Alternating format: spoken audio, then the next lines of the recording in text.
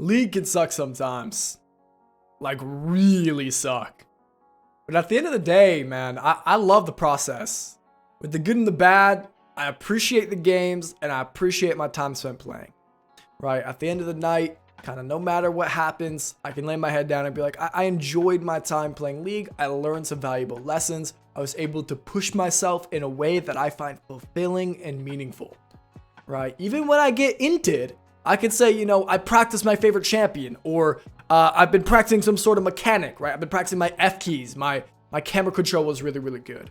Or when I get into it, I can say, you know, I practiced on my emotional ability to have something negative happen to me and kind of understand that and perceive that in a positive way, right? I was able to work on my mental. When I lose a game, I could appreciate the struggle and what I learned from those games, right? Even when things go wrong, I find the silver lining when I play League.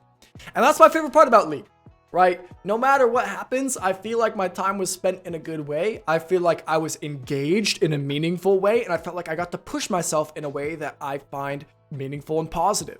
And that's how I've always felt about League since I started playing it with a kind of good process, until the Qiyana challenge. Qiyana made me question my love for League. Qiyana made me question the state of solo queue in general. Qiyana made me rage quit streaming for a while. Now, for you guys who don't know, the Qiyana challenge, sometime in season 12, near the beginning, it was a couple months into season 12, I said, okay, we need some events for the stream to get engaging. We do some community events. We're going to start by trying an unranked to diamond series. And I was like, Discord, it's only right you guys pick for me. And of course, in classic Discord fashion, the Discord was like, how can we pick the most annoying champion in the world for JS to do this challenge on? And it was a long battle. You know, Talon was considered, Syndra was considered, champions that I usually wouldn't touch. I banned Katarina and Ziggs because I wasn't playing those guys. And they finally landed on Qiyana. She was a melee assassin, a champion a type of champion I've only lightly touched before with Fizz. She was AD. She was, and I never thought I needed an AD pick because I play so much TRYND. She was mechanically very demanding. She was demanding in a way that required combos, which is a type of mechanic I've never had to deal with before. I've always played ADCs and attack-based champions. And those were my mechanics, right? Moving around, high quality movement, and high quality auto attack spacing. She didn't have auto attack spacing. I tried to force taking attack speed shard on Qiyana for so long because I like auto attacks. But eventually I learned that's not the way of the queen. The queen takes double adaptive because she does combos. She doesn't really auto attack. And this challenge really challenged me. I failed this challenge. I initially got up to about, so I started on a new account, on a fresh account, and I got up to about gold, and I slogged through gold up into plat 4. And when I hit plat 4, I just hit this really uncomfortable plateau. I was so supremely uncomfortable with my games. I got very, very angry every time I played her. I would get very angry at stream. Everything was just not good. I was not having fun. I was really dreading playing Qiyana, but I was trying to get this challenge done. And I got really, and my progress slowed down really hard.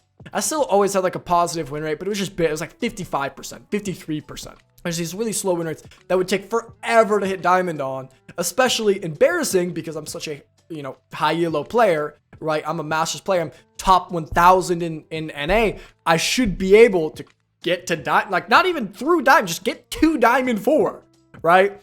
On this champion, and I just couldn't, and it made me so incredibly angry, and I took a break from streaming. When I came back, I said, I'm done. I'm not playing the Qiyana challenge. I'm not doing it. She makes me so incredibly angry. I'm quitting the Qiyana challenge. I'm quitting it. And I quit the challenge.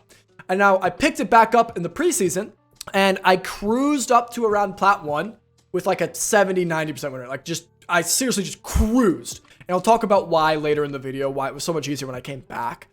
And that's actually my third point in the video. So if you want to know why, just skip to the third point, or second point, sorry. But I just cruised, and then I kind of plateaued. And again, I'm getting that really icky feeling about playing Qiyana. I'm really dreading about picking her, so I'm not even going to finish getting that account into Diamond. I'm done playing Qiyana. And I'm okay with that. I failed the Qiyana challenge. And I'm okay with that. I'm quitting the Qiyana challenge. Oh, I already have quit it. I'm quitting it again. And I'm okay with that. And today I want to talk about the 3 biggest lessons that the Qiyana challenge taught me and that Qiyana as a champion taught me. Now, the first biggest thing I learned from this challenge is that you can't force yourself to play a champion you hate. Now, that is different from forcing yourself to play a champion that you just generally aren't in love with, right? There's this common misconception that there's this champion that's right for you, and when you pick a champion, it's just gonna feel right, and you're gonna cruise in the ranks with it, and everything's gonna feel really natural, and that's your champion, and that's the champion, that's your bread and butter. And that's not how it was for me. That is for some people, right? Charn, we interviewed Charn on this channel a couple weeks ago. He actually just hit Masters playing Akali, and he said Akali was that for him. Great. I love that for him, but I was never like that. I've never had a champion I clicked with. Every champion I played, I was like, that's a champion. I love League. I love League so much. Every single champion was fun to me. No champion was like really, really natural to me, but every single champion I played was fun. That's why I was able to play Annie. I don't love Annie, right? And I was rank 1 Annie in season 12 for about half the season. I love Annie. I don't love Annie. I don't love Annie, right? I'm not like, oh man, I can't wait to play my Annie today. Can't wait to drop Tibbers on some nerds. No, I don't love Annie, right? I'll leave that to Annie bot, right? Jared, you love Annie, that's on you. I don't. I just love League of Legends. And Annie had so little friction for me to experience the game that I loved that I was able to pick her up really quickly, and I was able to expand myself playing League of Legends. And that's what I loved. I don't love Annie. I love League of Legends, and Annie allows me to experience that game easily, right? Tryndamere, I do like Tryndamere quite a bit, but again, I didn't like when I first played it. I was like, oh, this is my champion. It's just the champion I played the most, right? I've kind of grown attached to him. So there's no real champion that was just like my champion, if that makes sense. So I thought that people who couldn't play Annie were just throwing a fit. I thought they were just being childish, right? I thought, dude, what do you mean you can't play Annie? You just are being difficult, and you don't actually like the game if you can't play Annie. But what the Qiyana challenge taught me is that's wrong, because there may be a champion or a playstyle that just does not click. And if the playstyle does not click and you hate it and you cannot understand it and you force yourself to play it, you're going to kill your love for the game. And you're going to plateau incredibly hard. And your longevity of your career is going to just get demolished, right? The quality of your career is going to get demolished. So the biggest lesson I learned is you can't force yourself to play a champion you hate. I have some more empathy now for people who come into my Twitch chat saying, oh, how can you stomach Annie? I couldn't play her. And I'm like, dude, I like winning. What's wrong with you? Do you not like to win? It's like, well, I like to win, but I just hate Annie. It's like, okay, well, now I understand. If you really hate Annie, that's okay. But if you claim to hate every simple champion, you probably just hate the game and only play for the fancy buns, which is okay. Play for however you want to play. But I did learn that valuable lesson. You cannot force yourself to play a champion or a playstyle that you hate.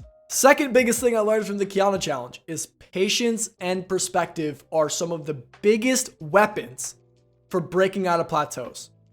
Now, a plateau is when, you're playing the game, you're struggling, you're pushing, you're playing lots of ranked, and you just stay in the same rank for like a month at least. If you don't stay there for at least a month, I don't really call it a plateau. I just call that part of the process. But let's say for an entire summer, 3 months straight, you're playing solo queue consistently, you're trying to push, and you just stay stuck, that's a plateau. And that's what happened to me when I was trying to do the Qiyana challenge at first. But when I came back, I was able to cruise through the spot I was plateaued on. And I thought that was really interesting. What was the difference? Why was I able to cruise the second time? One of the biggest things I had when I came back to Qiyana is I had a better perspective for what she wanted to do. When I was first trying to play Qiyana, I was trying to force my Tryndamere onto Qiyana. I was trying to auto space. I was taking attack speed in my runes. I was playing lane phase to take up space rather than to get kills. Patience And taking a break allowed me to broaden my perspective and say, look, this is the game of League of Legends. Tryndamere looks at it like this. And when you play Tryndamere and you look at the game like this, you succeed. But Qiyana looks at the game from this angle, and it's different.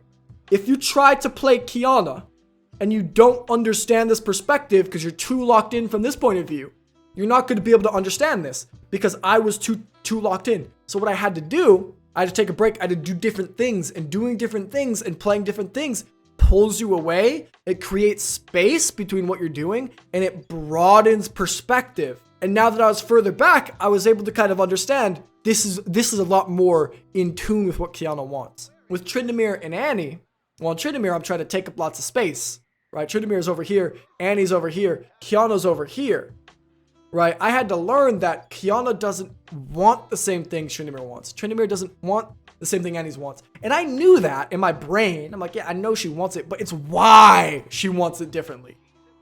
Tryndamere is a lot like a big bully who just takes up space, right? And Annie is just like, she's pretty similar to an assassin who kind of lane bullies and makes sure that you can't get any space in lane and then spreads that through 2v2ing and roaming.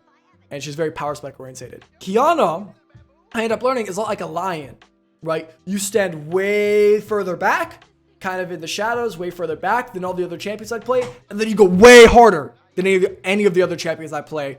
She has this very different kind of feel to her gameplay than any of the champions I've played.